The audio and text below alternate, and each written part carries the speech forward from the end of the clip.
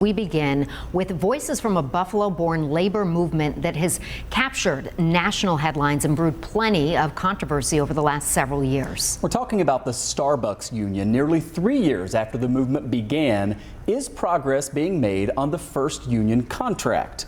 Well, it's been a while since we brought you an in-depth look at this. It was back in December of 2021 that the Starbucks on Elmwood Avenue became the first in the country to unionize.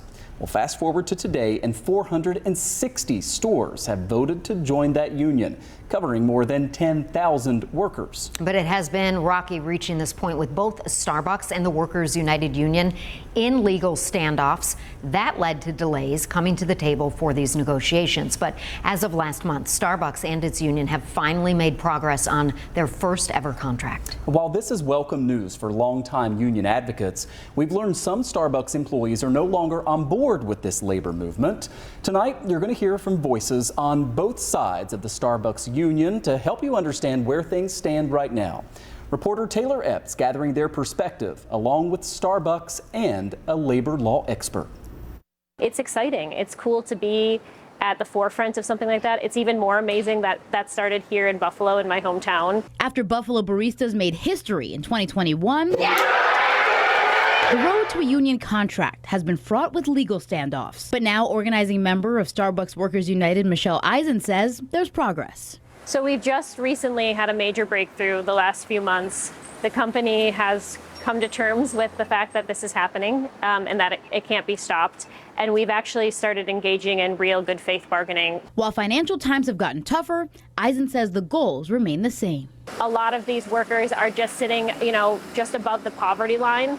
We need an increase in wages. We need better benefits. According to Starbucks, their baristas make between $15 and $24 an hour with full benefits packages, with the company recently raising wages by 3%. It could really change the face of the workplace, I think, if it succeeds. I met with University at Buffalo law professor Matthew Dimmick to help me break things down. He says votes to unionize were a win, but other than that, there's almost no other consequence. It means that Starbucks has a duty to bargain in good faith, but it requires them to make no actual concessions at all. So that contract we're waiting on is what will actually make a difference. It's not unusual for it to take a very substantial amount of time. Then each store's contract will be negotiated separately.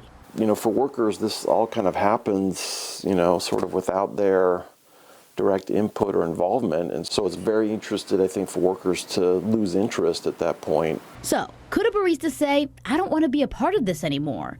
Dimmick says yes, and they have at 3 local stores. It's just like the recognition process in reverse. A worker will file a decertification petition with the board, and then they hold a vote to determine whether, the workers do not want this particular union to represent them. Stores are starting to decertify, and they're saying, hey, we're not getting what we were promised or what we wanted. Peter Cordwell is a barista who started at a Starbucks in Hamburg that is not unionized and transitioned to this store on Sheridan Drive in Williamsville that is. But he says he doesn't feel represented by the union. By the time December came around, the majority of the partners who voted for the union were gone, and it was just us who didn't want the union that were stuck at the store that was now certified. So he filed for decertification. But the National Labor Relations Board has blocked those petitions at his and several other stores. They're kind of taking our voice away because they're trying to say, hey, Starbucks is doing this. Starbucks is making you do this through things like coercion, surveillance, stuff like that. But that's not the case. If they brought every single partner into court from my store, every single person would say, hey, I'm not seeing the benefit of this. I asked Eisen what she thinks about workers trying to bow out of the union. Right now, I think I'm focused on the fact that more and more workers are choosing to jump on board. It's not a surprise that there are agencies out there trying to undermine this attempt. This is a very powerful attempt to organize this workforce. And so I think focusing on the positive, focusing on, it's a worker's right to choose whether they want to be a part of a union or not. And the vast majority are choosing to be a part of it.